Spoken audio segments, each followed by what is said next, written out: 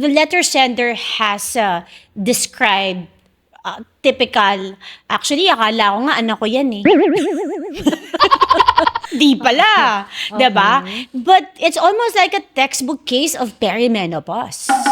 And it doesn't help, like we have spoken before, that there's a higher chance of separation and divorce during the menopause. So, ina-assume period. natin na yung hiwala yung mag-asawa Malamang, dahil doon. it could be a factor. Hindi, feeling ko kasalanan ng lalaki. Kasalanan ng lalaki yun. Hindi marunong mag-adjust. Lalaki ang may kasalanan sa lahat. Anyway, Charot.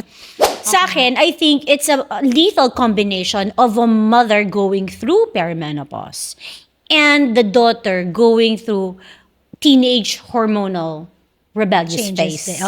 Diba?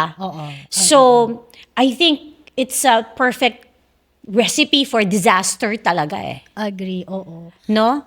I don't wanna blame, pero medyo nung ang haba ng sinabi niya, nagdidilmang paningin ko eh. Parang, kahit ako yan, bakita mo sa akin, sasampalin ko yung bata. Uy! Grabe Hindi na. pala. Hindi. Pero, ante, marami. To be fair, hinintay siya ng 20 years bago siya masampal o masabunutan ng nanay. Oh, eh, siguro kawawa sa akin yan, 11 ka pa lang, nakatikim ka na sa akin. Eh. Auntie Chan!